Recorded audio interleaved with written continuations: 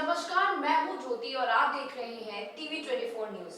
कुछ समय पहले स्वामी प्रसाद मौर्य का एक बयान आया था जिसमें उन्होंने कहा था कि रामचरितमानस में शूद्र, निचली जाति और महिलाओं का अपमान किया गया है। उसके बाद लखनऊ की वृंदावन कॉलोनी में रामचरितमानस की प्रतियां जलाई गई और अब सपा कार्यालयों के बाहर कुछ ऐसे विवादित पोस्टर लगाए गए हैं जिनमें लिखा हुआ है, गर्व से कहो हम शूद्र हैं। नेताओं के नाम के आगे बड़े बड़े अक्षर में लिखा हुआ है शूद्र। इसी पूरे मामले में लखनऊ से हम आपको दिखा रहे हैं ब्यूरो रिपोर्ट। कहते हैं कि दिल्ली का रास्ता यूपी और बिहार से होके जाता है। ऐसे में उत्तर प्रदेश का सियासी माहौल पूरी तरह से गर्म हो चुका है। धर्म और जाति की सारी पार्टियां राजनीतिक रोटियां सेक रही हैं। ऐसे में तुलसीदास की एक चौपाई जिसमें तुलसीदास में लिखा था, ढोल गवार शूद्र पशु नारी सकल ताड़ना के अधिकारी। इसमें शूद्र शब्द का और ताड़ना शब्द का प्रयोग था, जिसको स्वामी प्रसाद मौर्य ने जातिगत पूरी तरह से बना दिया और टिप्पणी कर दी। इसके बाद सियासी माहौल एक दूसरे पे टिप्पणियां शुरू हो गई।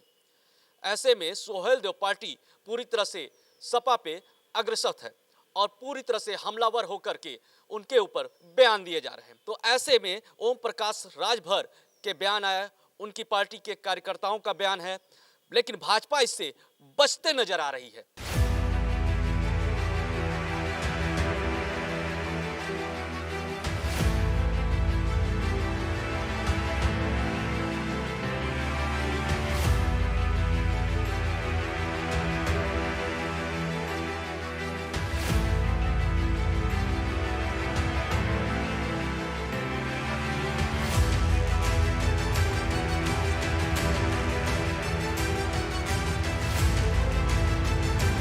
देखिए, स्वामी प्रसाद मौर्य जी पूरी तरीके से अनपढ़ हो गए हैं। भगवान राम को नहीं मानते हैं, भगवान बुद्ध को नहीं मानते हैं, महाराजा सुहेलदेव राजभर के विचार को नहीं मानते हैं। जो लोग विचारों को बढ़ाने के प्रयास नहीं करते हैं, वह लोग विचारों पर ताला लगाने का प्रयास करते हैं।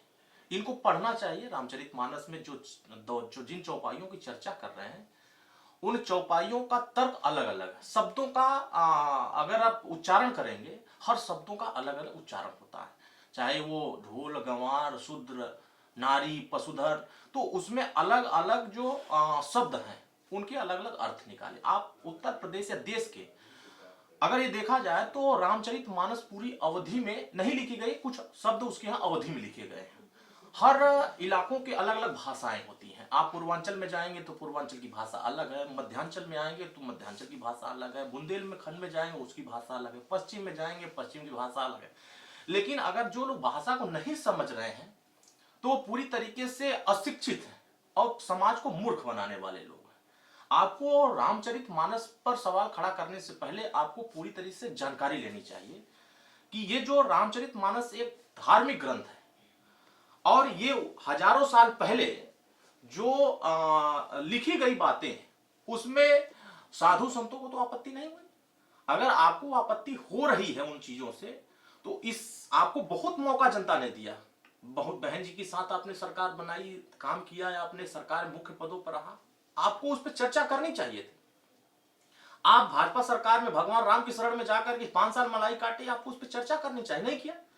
आप श्री अखिलेश यादव जी के साथ आकर के जो श्री अखिलेश यादव जी का चरित्र रहा है कि तुष्टीकरण की राजनीति, ये तुष्टीकरण करने वालों के गोल में चले गए। इसीलिए इनको न भगवान बुद्ध की विचार समझ में आ रहा है, न भगवान राम का विचार समझ में आ रहा है, न ज्योतिबा फुले के विचार समझ में आ रही है, न छत्रपति साहू जी महाराज के विचार समझ में आ रहे हैं। इनको विचार सिर्फ वो समझ में आ रहे हैं कि समाजवादी पार्टी को सत्यानाश कैसे करना है, वो उसी रास्ते को उसको आगे बढ़ा रहे हैं।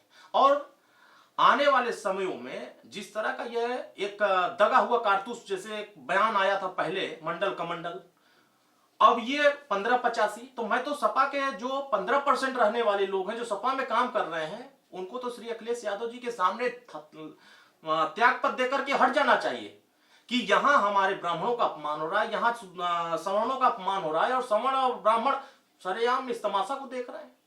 तो इस देश में संविधान चल रहा है। अगर आप 1000 साल पहले वर्ण व्यवस्था को आप लागू कराने की या उस विचार को आप जिंदा करना चाहते हैं, तो वो विचार अब खत्म हो चुका है। आज हर एक नागरिक भारत का किसी भेदभाव से वंचित नहीं है। सबको बाबा साहब भीमराव अंबेडकर ने 4 जातियों में बांट दिया। अनुसूचित जाति, जनजाति, पिछड़ी और समान। इस आधार पर सबको अधिकार।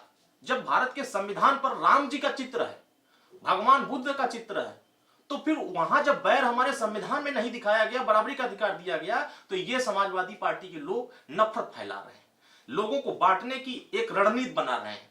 उत्तर प्रदेश की जनता इनको स्वीकार नहीं कर रही है और स्वीकार न करने की वजह से ये इस फार्मूले को लागू कराने, इस फार्मूले को जिंदा करके ये सत्ता पाने की ललक पैदा कर रहे हैं। क्योंकि जिस इलाके से ये आते हैं, जहां इनको चुनाव लड़ाया गया, वहां की जनता ने इनको पूरी तरीके से धाराशाही कर दिया और उसी की खींच मिटाने के लिए, उसी से वो बेचैन होकर के श्री अखिलेश यादव जी को सत्ता प्रधानमंत्री बनाने का यह सपना देख रहे हैं। 80 लोकसभा सीट है। उत्तर प्रदेश की जनता जो रामचरितमानस है, करोड़ों लोगों की आस्था उस पर, चाहे वो किसी धर्म का हो, चाहे पिछड़ा हो, दलित हो, आदिवासी। भगवान राम ने जब अयोध्या से वनवास हुआ था, तो कोई छत्री उनके साथ राजा बनकर के उनके साथ न्याय संघर्ष करने नहीं गया था। यही पिछड़े, दलित, आदिवासी, वनवासी, केवट, निषाद, यही सब उनके साथ सारथी बने थे। जब गले लगाया भगवान राम साहब ने, जब उनको गले लगा करके न्याय के लिए संघर्ष किया, तो फिर आज उस रास्ते को बढ़ाने के बजाय उसमें खाई पैदा करने का काम समाजवादी पार्टी कर रही है। तो इसका खामियाजा स्वामी प्रसाद मौर्य की बात करें, उनके इस बयान के बाद सनातनी धर्म में आप बता दें कि हिंदुओं की आस्था पे लगातार चोट हो रही है, क्योंकि रामचरितमानस को कहीं फाड़ा जा रहा है, कहीं जलाया जा रहा है। इसको किस तरह से देखते हैं कि यह 24 के लिए पूरी रणनीति है? ये समाजवादी पार्टी का सत्यानाश कर रहे हैं जो लोग इस तरह का कर रहे हैं।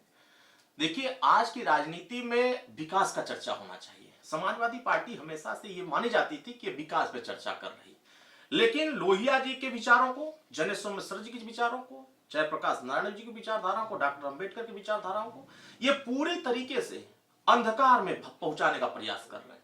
उन्होंने हक, अधिकार, हिस्सेदारी, मान सम्मान के लिए लड़ना सिखाया। ये क्या कर रहे हैं? नफरत करना सिखा रहे हैं। आप कह रहे हैं शुद्ध राम है, तो आप खुल के कहिए, गर्व से कहो हम अति पिछड़ों के विरोधी हैं, गर्व से कहो कि हम महिलाओं के विरोधी हैं, गर्व से कहो कि हम एक समान अनिवार्य फ्री शिक्षा के विरोधी हैं, गर्व से कहो कि हम सामाजिक न्याय समिति की रिपोर्ट लागू न करने वाले हम इसके विरोधी हैं। तो जब मुद्दों पर चर्चा होनी चाहिए थी, तो आप सूत्र पर चर्चा करके ये साफ कर रहे हैं कि आप 1000 साल पहले जो कहानी चल रही थी, जो सुनी सुनाई बातें थी, आप उसी पर जनता के ध्यान करा रहे हैं। तो इससे जनता का जो आस्था गीता पर, आप सवाल गीता पर खड़ा कर रहे हैं।